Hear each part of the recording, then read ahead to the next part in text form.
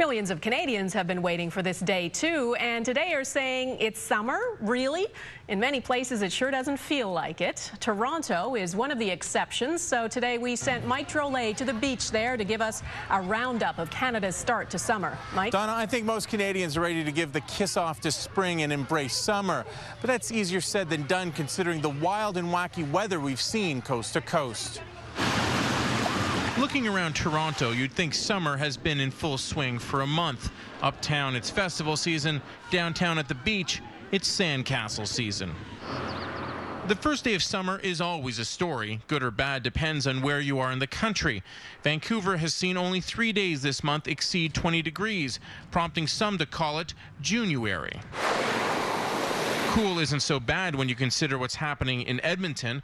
Since the weekend, a month's worth of rain has fallen, flooding basements and roads. And remarkably, there's even more water in Saskatchewan. A 150-kilometer stretch of the Trans-Canada Highway has been shut down because of flooding. And many farmers in the prairies are reeling because of the wet weather. Southern Manitoba, southern Saskatchewan, where they've had a lot of rain, in some parts about 300% of average, in particularly south of Regina. Do you need any water? Back in Toronto, the group Project Water is worried about Environment Canada's prediction of a dry, hot summer.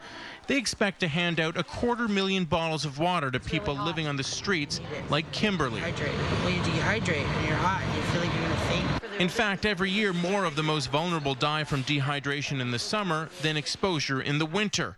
For now, Project Water is only in Toronto, but next year they hope to expand to Vancouver and Winnipeg. We've been doing it for 12 years out of the necessity, and I'd love for the project to be put out of business, but we don't see that anytime soon. As beautiful as the weather's been in Toronto for the last few days, this is a bit of a summer tease because we're expecting rain and unseasonably cool temperatures through the weekend.